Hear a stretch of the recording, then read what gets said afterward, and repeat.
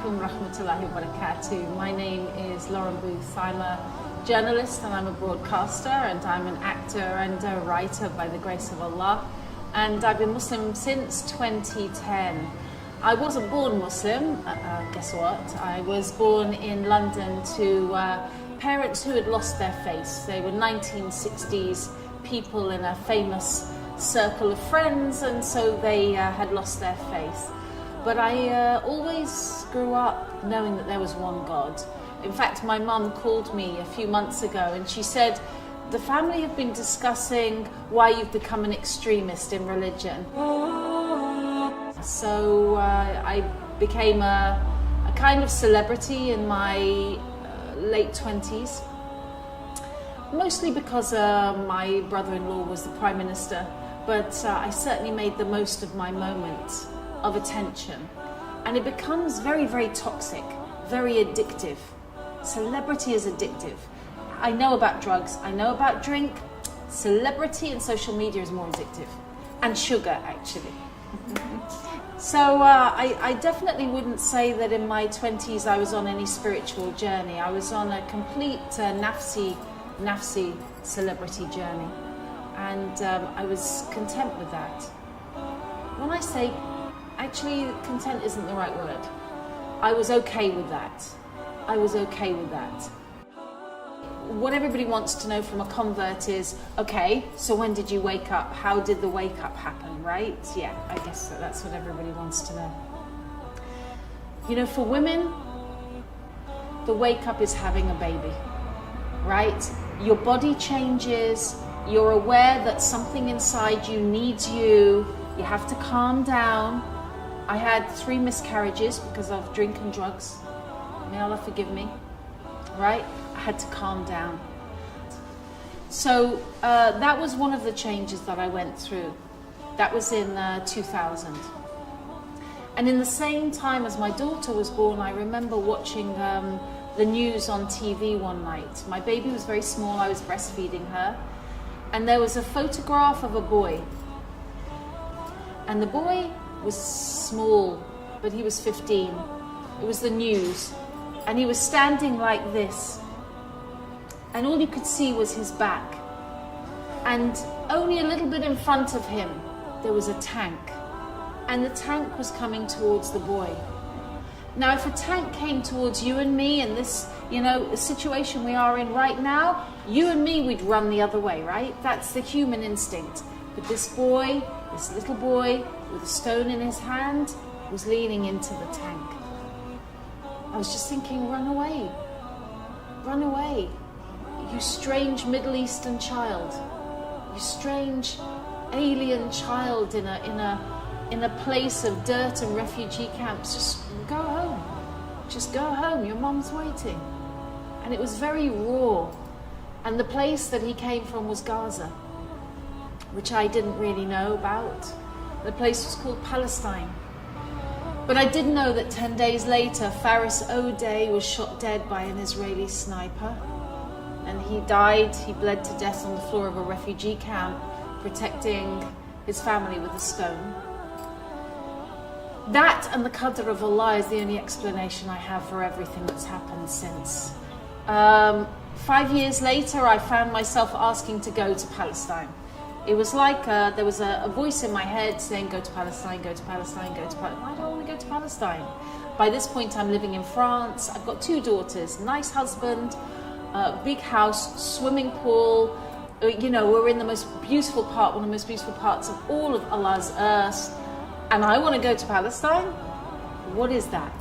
That is what you call a calling. So I found myself in 2005, thanks be to God, in Palestine. And I thought that I knew the story there. I'd gone to find the truth. This is another word that you might recognize in your life. Whoever's watching this, may God bless you. Wherever you come from and wherever you're going, God bless you. Watch out for the signs that you're being called to truth and go with it. That's what I can say is go with it, okay? So I went to Palestine and I was scared. I was scared of Arabs. Yeah, definitely. Here's the amazing thing. 3 days later, I traveled around the West Bank on my own, right? They forgot to tell me in the media where I was working, this is how you go to Palestine. You stay in your hotel room, you make a phone call, they come to you, don't go outside. Because that's what they tell journalists, don't meet the Muslims. Muslims are dangerous. You might get kidnapped, okay? You might get disappeared, you'll never come back. They'll lie to you. But I didn't do that. I just went, marhaba, marhaba. If somebody drove past and said, get in my car, I said, okay, I'll get in your car. And so, by the grace of Allah, I went all around the West Bank. I went to Jenin, I went to Bethlehem, I went to Nablus on my own. And I saw a different reality. And there were two things that stayed with me there. One was that we're being lied to, that the media are liars about Muslims. And the second one was that I knew nothing about Christianity and the Muslims knew more about Jesus than I did. And there was three things. The third thing was I should read the Quran, because the people were so generous and kind to me as a stranger, kinder than anybody in my family or any of my friends had ever been. And so gentle that I wanted to be like them. But it took a long time, because the thing is, you don't just get to walk into Islam. You know, Allah is great and He knows our condition, and we have to get out of our old habits to some degree, you know. And I had to be deprogrammed. I had to have my rough edges cut off, you know, knocked off me before I was humble enough to say La ilaha illallah Muhammad Rasulullah, which is the Shahada. I believe in the oneness of Allah, and I believe the Prophet Muhammad is the last and final prophet. I had a very traumatic time in 2009. My family had a traumatic time. But as the mother, I had a traumatic time. And I'll just encapsulate it like this. In January 2009, I had a husband and a house and a job. In October 2009, I had no husband, no house, no job. I'd moved back from France, no money, no nothing, and it looked like my children were going to be taken away. Allahu Akbar. That is in 9 months. And I didn't know what to do.